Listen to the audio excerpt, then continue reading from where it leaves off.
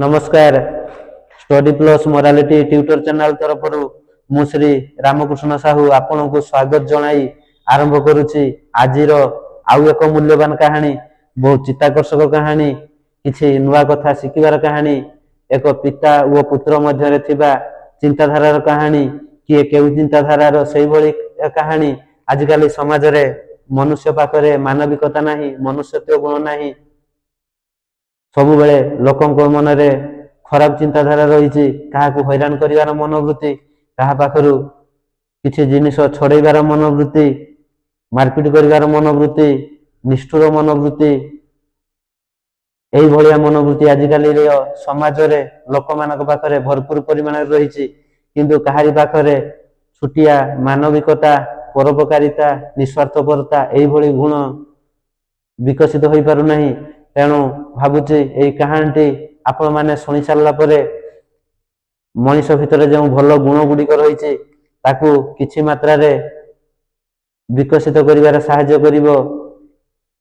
तेणु आउ देरी न करी वर्तमान कहानी आरंभ करिवा। कहानी हेउची एक पिता और पुत्रर कहानी। ताको पुत्रर बयस 12 वर्षर होई थाए। पिता जनक सचिवालय रे चाकरी करथांती। से बहुत बड़ सचिव अटंती। ताको पाखरे मध्य बहुत पैसा थाए। दिने कार रे ताको पुत्र को नहीं गले सचिवालय देखिया पाई। कारण ताको पुत्र जिद धरी बसी थिले जे बापा मते दिने आपनक ऑफिस को नहीं जिवो, मु आपनकर ऑफिस देखिबी। पिता जनक कहिले, बापा जनक कहिले तमे ऑफिस भीतर को तो जाई परिबो नाही, तमे बाहर वेटिंग रूम रे अपेक्षा करिवो। मु भीतर को जाई काम सारी फेरिला परे पुणी साथी रे घर को फेरिबा। पुत्र जनक कहले, पुत्र जनक कहले हो ठीक अछि बापा, मु वेटिंग रूम रे अपेक्षा करिबी, आपण भीतर को जिवे। ठीक से या होला। सामाने ता पर दिन सचिवालय रे पहुंचिले। पुत्र जनक वेटिंग रूम रे बसी थांती, किछि नास्ता भोजन मध्य करू थांती। ताको बापा सचिवालय भीतर को गले। घंटे 2 घंटा रे काम सारी पुणी फेरिले एवं फेरि आसी पुत्र को धरि निज कार रे बसिले। इति अवसर रे रास्ता रे जाउथिया समय जने हाबिलदार दौड़ी दौड़ी आसी कहिला, सार आपण सीट बेल्ट लगाई दियंतु, जदि आपण सीट बेल्ट न लगेबे ताहले मु आपनकर चालान काटिबी। एही समय रे सही सचिव जनक, सही धनी व्यक्ति जनक, सचिवालय ऑफिसर जनक हाबिलदार को कहिले, मते के जानिछो मु हेउची सचिवालय रे चाकरी करे। आमर कलम लेखा रे तुमर चाकरी आरंभ हुए, आमर कलम रेखा रे तुमर चाकरी डिसमिस हुए।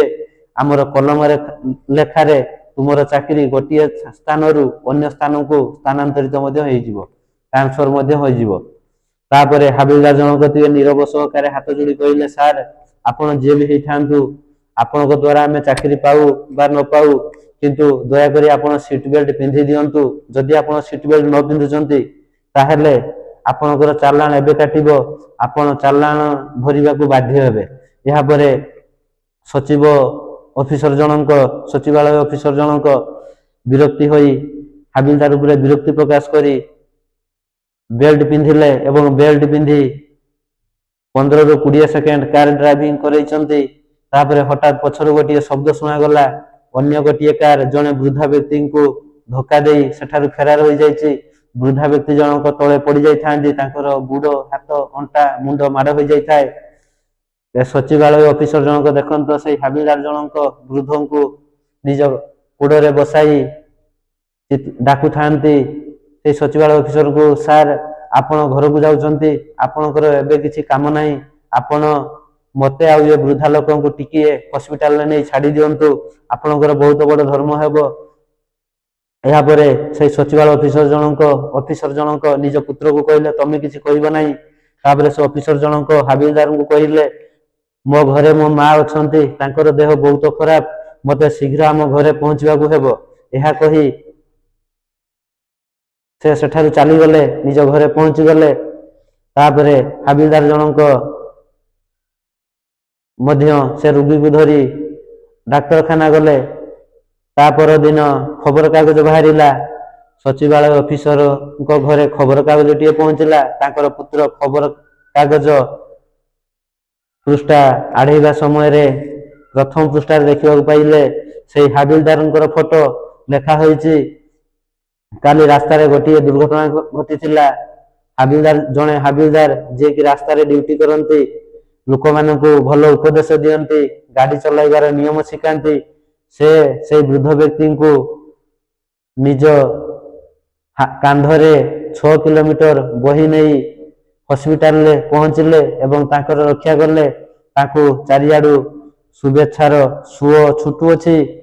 आज गोटे सभा आयोजन करा जायछि, तांकर सचोट कर्म पाई आज मध्य पुरस्कार प्रदान करा जिवो। सेही पुरस्कार प्रदान उत्सव रे विभिन्न अतिथि को मध्य निमंत्रण करा जायछि। तापरे से खबर कागज रखिदेले।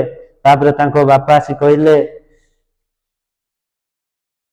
छुआ आज गोटे मीटिंग अच्छी, चल सेठाकू जिबा। ताको पुत्र पचारिले केउठाकू मीटिंग ना, आज जने पुलिस ऑफिसर को तांकर भल कर्म पाई पुरस्कार दिया जिवो। मु मध्य सेठाकू निमंत्रित होई जाइछि, तेणु मु मध्य सेठाकू जिबि, तुमे मो सहित चलो। तापरे पुत्र जन कहले रही जाओ। से जो पुलिस ऑफिसर टी को पुरस्कार दिया जिवो से आउ केही नुहंती, से होउचंती कालीर जो हाबिलदार, जे कि तुमको सीट बेल्ट बांधिया पाई कहिथिले, तुमे तांको ऊपर विरक्ति प्रकाश करथिलो। तापरे से वृद्ध लोक को हॉस्पिटल को नवा पाई तुमरो सहाय्य मागिथिले, तुमे तुम मां को नारे मिछ कहि पळि आसिलो। सेही हाबिलदार सेही वृद्ध व्यक्ति को, एक्सीडेंट होइथिबा व्यक्ति को कांधरे बुहाई दीर्घ 6 किलोमीटर रास्ता अतिक्रम करी हॉस्पिटल पहुंचैथिले एवं तांकर जीवन रक्षा करथिले। सेदिन तांको केही सहाय्य देइ नथिले। सेही हाबिलदार को आज पुरस्कृत करा जिवो। या परे तांको बापांकर मुह लाजरे नई गला। एतिकिरे कहानी सरीगला। कहानी हेउची हाबिलदार सचिवालय ऑफिसर से पुत्रर कहानी नुहे। कहानी हेउची आंभ मानकर कहानी, मोर कहानी, तुमर कहानी, सारा मनुष्य समाज पाई एई कहानी। कारण आजिकाली समाज रे समस्ते हिंसा पथरे गति करुचे, मद मांस इत्यादि पछरे गुड़े गुड़े आमर जीवन नष्ट कर दउचे। किंतु आम मनरे टिके मनुष्य पणिया जागृत हेउ नाही, टिके भल गुण जागृत हेउ नाही, परोपकारी गुण जागृत हेउ नाही, निस्वार्थपर मनोवृत्ति जागृत हेउ नाही। रास्ता रे जो माने असुविधार सम्मुखीन होउचंती तांको सहाय्य करिवार मनोवृत्ति मध्ये आम मनरे जागृत हेउ नाही। तेणु एही कहानी सुन साला परे भाबुची मु आउ आपण माने आम मान टिके सचेतन हेबा जे आंभ मानक मध्यरे, आंभ मानक मनरे, आंभ मानक विवेकरे टिके मनुष्य पुणिया जागृत होई परिबो।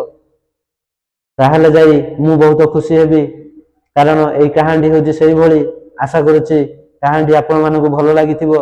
जदि भलो लागि थाए लाइक करिवे, शेयर करिवे, सब्सक्राइब करिवे, पाखरे थिबा बेल आइकन को दबाई देबे।